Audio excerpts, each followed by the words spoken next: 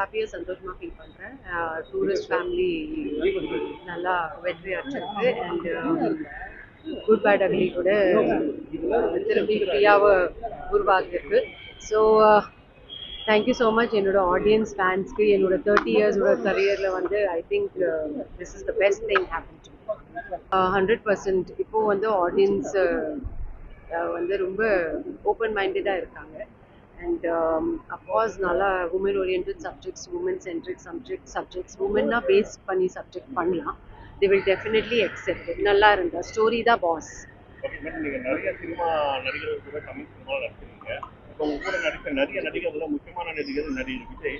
அவர் வந்து இப்போ வந்து அரசியல் வந்திருக்காரு. அவரோட அரசியல் வருகையை நீங்கள் எப்படி பார்க்குறீங்க? நான் வந்து ஆல் தி பெஸ்ட் சொல்கிறேன். Good luck. அதே மாதிரி இப்போ இந்தியா பாகிஸ்தான் போர் போயிட்டு இருக்கு. இது விஷயமா நிறைய பேர் கருத்து தெரிவிச்சிருக்காங்க. அது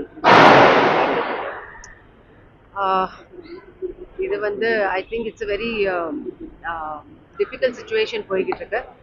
We must just pray to God that everything should just be all right and humanity தான் ஜெயிக்கணும்.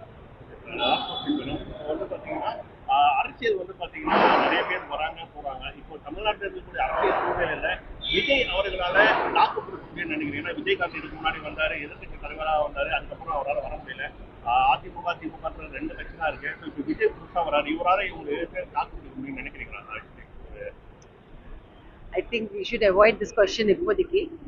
வந்து கரெக்டான டைம் வரும். 90s ஹீரோயின்ஸ் இப்போ மறுபடியும் அதிகமாக பார்க்க முடியுது.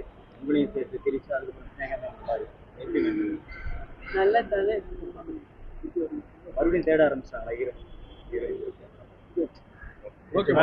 வந்து விருது வாங்கியிருக்கா பத்மபூஷன்.